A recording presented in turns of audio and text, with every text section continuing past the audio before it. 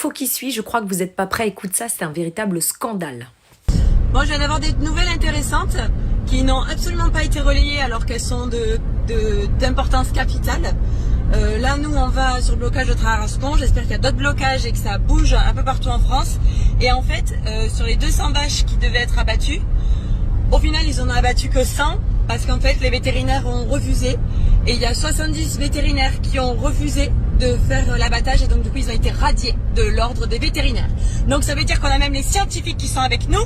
Donc, ceux qui sont juste en train de faire, comme on le présageait, c'est de détruire notre cheptel français. Il n'y a absolument aucun autre but.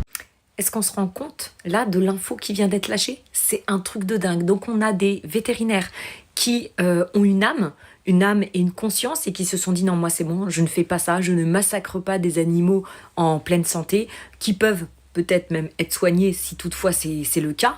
Parce que oui, les vétos, c'est comme les médecins, ils ont signé pour être dans la bienveillance et pour soigner et pas pour éliminer. Ce ne sont pas des bourreaux.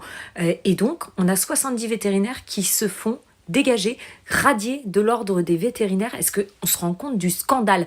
Alors, je n'ose imaginer également le sort des 7 gendarmes qui ont posé hier donc le bouclier et le casque en disant nous, on n'ira pas foutre sur la gueule des agriculteurs, il n'en est pas question. Donc eux, c'est pareil, à mon avis, ils vont être, il va certainement leur arriver des grosses sanctions.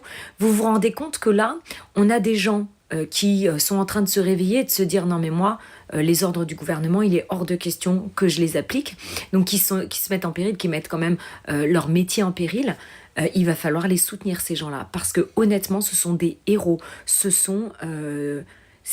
nous devrions tous nous lever comme ça d'un seul homme pour soutenir les agriculteurs, pour soutenir notre France, pour soutenir ce qui fait notre patrimoine, parce que la gastronomie, parce que les agriculteurs, c'est également notre patrimoine. J'ai même pas les mots, tellement cette info, elle est énorme. Donc faites circuler à mort cette info, parce que vous doutez bien que les médias, ils vont faire en sorte de pouvoir les étouffer. Hein. Je parle des médias mainstream, parce que heureusement, il y a des petits médias, des médias alternatifs qui existent, et heureusement qu'ils sont là, et nous, on va faire circuler à fond cette information.